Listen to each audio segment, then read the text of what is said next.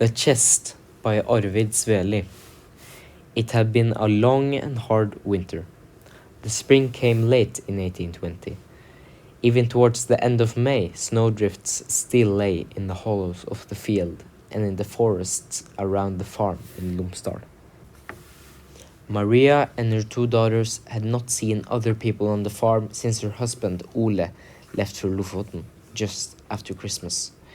The only company had been the wolves howling in the hills almost every single evening. And then all the ptarmigans too. They cackled and fluttered around the houses constantly. Many of these wild birds had met their end in the snares that Maria and 13-year-old Berit set up in the nearest thicket, and they would become dinner. A couple of times during the winter, on good skiing conditions, Maria had been down to the neighboring farm Strumpdal. It was mostly to meet people and ask for news, but on these trips she had a worry in her. Because at home, Berit was alone to take care of her 3-year-old sister, Pauline Marie. She understood well that Berit was afraid something might happen to her mother, and she hurried as best she could both there and back. It wasn't much fun with all these wolf packs constantly roaming the forests and mountains in a harsh winterland where they could find little to satisfy their hunger. At home on the farm in Lomsdalen, life had generally been good and peaceful. Maria had grown up in the forest village of Snåsa, where the homesteads were scattered across a wilderness. She was used to loneliness and did not fear it. There was so much to do every day, so there was no time to get bored. They had not suffered any hardship so far, but now it was beginning to wear on them.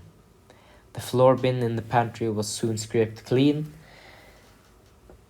In the herring buckets there was mostly just brine left, and of the cured meat a couple of bare bone knuckles. But still, some ptarmigans occasionally got caught in the snares, and it was a blessing that stretched the meager food supply. They had to be frugal with the food, and they were a little hungry when they went to bed every single night. But father couldn't be far away now, and as soon as he came home, everything would be sorted out. If he came home, that is. Many were left behind on these Lofoten trips. Almost every year, widows were left in grief and poverty. But she just couldn't think about that. It was downright dangerous. She had to keep up the spirits both for herself and the children. And they talked about how fun it would be when father came home. He always had so many funny stories to tell, laughed and was happy. And he surely had Lofoten gifts for them. Something nice, maybe even silk. During the days, there was otherwise little time to think, as it was hard work to get food for the livestock. The last straw of hay was soon used up. They gathered twigs from the deciduous forest, chopped rowan and brought it home to peel the bark off, or collected the sparse reindeer moss from the bare patches in the hills around. They didn't get many drops of milk from the 2 emaciated cows. Little Pauline had to get almost all of it.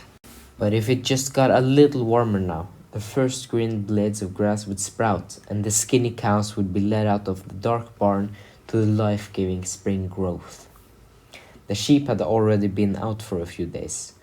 They always found a bit of heather and buds to nibble on, but Berit had watched them every day so they wouldn't wander off into the outlying fields, and they were let into the barn at night. The bear had long been out of its den at this time, and it probably didn't find much to eat either. Even an emaciated sheep could be a tempting prey for a starving bear, and there were many of those fellows around in the forest. They lay and chatted a bit under the fur blanket in the wide sliding bed in the chamber.